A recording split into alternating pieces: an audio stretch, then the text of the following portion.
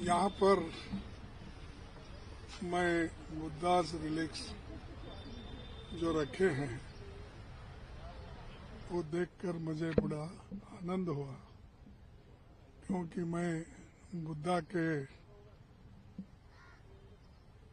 विचारों पे चलने वाला एक व्यक्ति हूँ और भारत देश भी बुद्धा के विचारों पे ही चलता है। इसीलिए तो हमारे तिरंगे झंडे में अशोक चक्र है और बुद्धा का जो अशोक भवन है प्रेसिडेंट के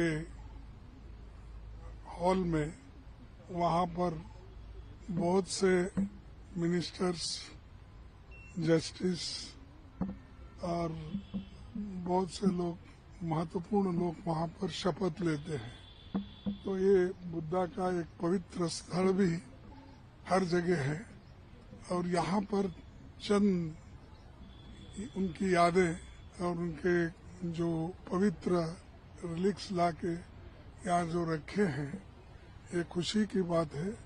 मैं ये सब देखकर आनंदित हुआ हूँ और इसको और बढ़ाया जाए और इसमें अलग अलग एरिया के, अलग अलग प्रांत के बुद्धा के रिलिक्स और बुद्धा के जो भी विचारधारा है उसको एक जगह रखने की आज आवश्यकता है। और देश, दुनिया ये कहती है कि देश में या दुनिया में बुद्ध होना या युद्ध होना, लेकिन अब सब तरफ युद्ध का माहौल चला है। लेकिन हमको बुद्ध चाहिए और इसीलिए तो पंडित जवाहरलाल नेहरू जी बुद्धा को हमेशा ये अपने विचारों से लगाते थे और डॉक्टर अम्बेडकर भी यही सोचकर उन्होंने बौद्ध धर्म को स्वीकार किया था।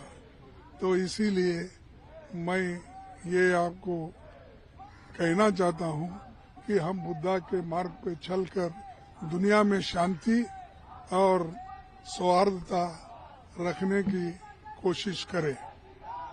सर, अभी देखा जिस वक्त आप प्रदर्शनी देख रहे थे तो आपको कुछ चीजें वहाँ ऐसी लगी जो चाहते हैं आप व्यक्तिगत तौर पे कि आपके पास भी वो हो।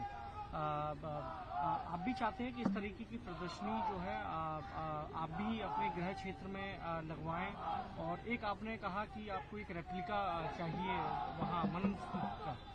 नहीं, जो चीजें ठीक है तो सबके पास होना चाहिए। इसीलिए होना चाहिए कि एक तो पुरानी इतिहास और दूसरा जो बुद्धा के विचार है वो सबके लिए है, किसी एक धर्म के लिए नहीं है।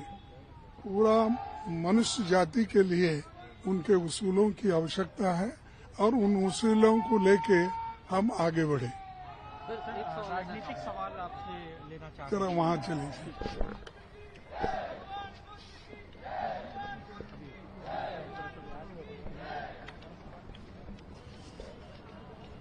गाड़ी से और आगे तुम पीछे मत जाओ, मैं और पीछे हो जाइए सर। देखने को लेकर नहीं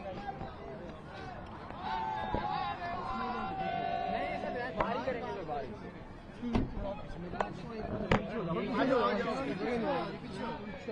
थोड़ा सा पीछे आ जाओ। 2 ही 3 आदमी है यार। अरे पीछे में हाँ, मेरे भी खड़े होने की जगह नहीं। अरे गिर जाएंगे भैया। अरे यार कैसे कर रहे हो भाई, थोड़ा सा ठीक है। मैं हटूं नहीं तो नहीं सर ठीक है, हो गया। हाँ, चलेगा। देखिए आज जो वेनेजुला में एक तरह के हालात हो रहे हैं, ये दुनिया के लिए अच्छा नहीं है।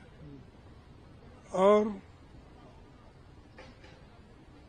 अमेरिका का प्रेसिडेंट ट्रंप सारे दुनिया के लोगों को डराने की कोशिश कर रहा है। और खास करके मैं ये कहूंगा कि एक्सपांशनिज्म यानी अपनी एरिया को बढ़ाना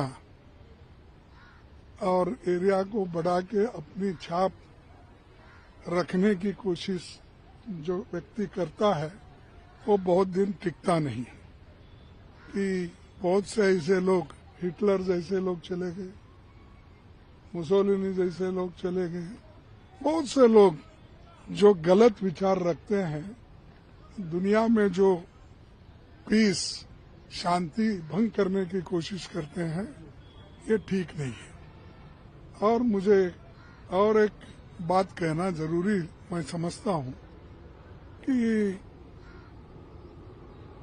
हमेशा ट्रंप, मैं पाकिस्तान और हिंदुस्तान के बीच शांति लाने में मेरा बहुत बड़ा देन है। और एक बार नहीं, ऐसा कम से कम 70 बार उन्होंने कहा है। इसका मतलब क्या है कि मैं बहुत बड़ा आदमी हूं, मैं दुनिया को झुका सकता हूं, लेकिन ऐसा दुनिया झुकने वाली नहीं। ये जो आज हम डेमोक्रेसी में हैं, डेमोक्रेटिक मेथड से ही हमको आगे चलना है। ये जरूरी है कि सब लोग ठीक ढंग से बर्ताव करें, किसी को डराना नहीं।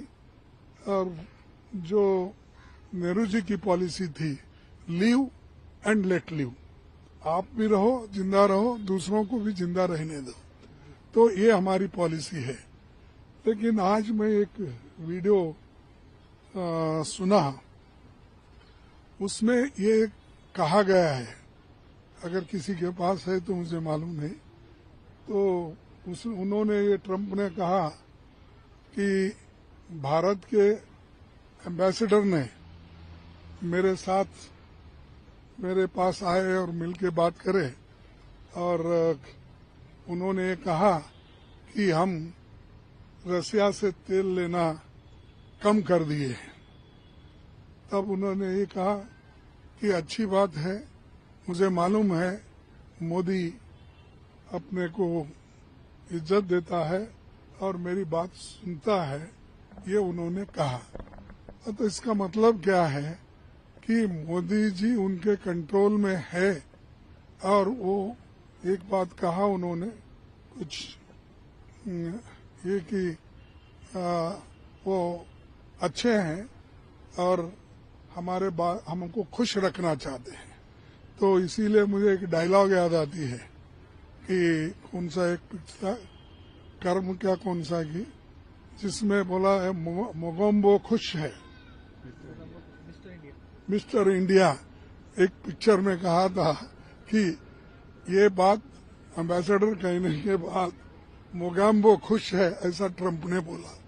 अब इस तरह की अगर सोच रखने वाले लोग दुनिया में डराने की कोशिश करते हैं तो भारत झुकने वाला नहीं है। लेकिन मोदी जी उनके सामने क्यों अपना नाक घिसट रहे, मुझे मालूम नहीं। ये बहुत बड़ा देश को नुकसान है। खड़े हो जाओ, सब लोग देश के लिए खड़े हैं, मजबूत है। लेकिन तुम झुकने की बात करते हो और वो कुछ भी कहता है तो आप मुंडी हिलाते हो। तो इसीलिए देश मुंडी हिलाने के लिए आप चुन के प्राइम मिनिस्टर नहीं भेजे। यहाँ पर आपको देश की रक्षा और स्वाभिमान, गर्व के साथ बात करना चाहिए, ना कि मेरी बात सुन के उन्होंने आयल कम कर लिया, मेरी बात सुन के उन्होंने शांति लाई। ये सब क्या दर्शाता है? ये सब दर्शाता है कि भारत कमजोर है और जो भी हम कहते हैं वो करते हैं प्राइम मिनिस्टर, ये मैसेज जाता है। इससे बहुत बड़ा नुकसान हमारे देश को भी होता है। हमारे लोगों में जो एक जागृति है, स्वाभिमान की जागृति, वो कम होती है। सर, एक पड़ोसी मुल्कों के साथ जो रिश्ते इस वक्त हैं, खासतौर पर बांग्लादेश, देखा गया किस तरह से वह माइनॉरिटी का अटैक हुआ। उसके बाद जो कदम उठाए गए, चाहे वो प्लेयर को रिलीज करना हो, ना खिलाना हो, उधर से कहा गया कि हम भारत में वर्ल्ड कप नहीं खेले। कैसे आप पड़ोसी? ये देखो, मैं इसको देख रहा हूँ क्योंकि ये देश का मुद्दा है, इसके ऊपर मैं बोला हूँ। ये खेल में कभी हाथ मिलाना कभी नहीं खेलना। पहले भी ऐसी घटनाएं हुई है, हम पाकिस्तान में नहीं खेलेंगे, पाकिस्तान वाले हम इंडिया में नहीं खेलेंगे। तो इसीलिए ये बात और है, जो वो वहाँ की जो क्रिकेट एसोसिएशन है और जो खेल में आस्था रखते हैं, हम सभी लोग आस्था रखते हैं, लेकिन उसको वो लोग समझ के आगे के कदम उठा सकती है। खड़गे जी, एक राज्यों की तुलना हो रही है फिजिकल डेफिसिट को लेकर। तमिलनाडु वर्सेस यूपी चल रहा है, अमित शाह जी का भी स्टेटमेंट है, किस तरह डीएमके की तरफ से भी स्टेटमेंट्स आए कि इस तरह से आप किसी भी स्टेट गवर्नमेंट की तुलना नहीं कर सकते एडमिनिस्ट्रेशन की। आपका क्या मत है सर, जिस तरह से तुलना की जा रही है, कंपैरिजन हो रहा है यूपी और तमिलनाडु? देखो, तमिलनाडु एक प्रोग्रेसिव स्टेट है। तमिलनाडु में हमेशा इन्वेस्टमेंट में आगे है, तमिलनाडु में एम्प्लॉयमेंट है। यहाँ योगी जी के पास क्या है? योगी जी तो बात पहले से ही करते आए हैं। पहले यहाँ पर एम्प्लॉयमेंट देखकर यहाँ के युवाओं को नौकरी देने दो, इन्फ्लेशन कम करने दो, उसके बाद में बात करने दो।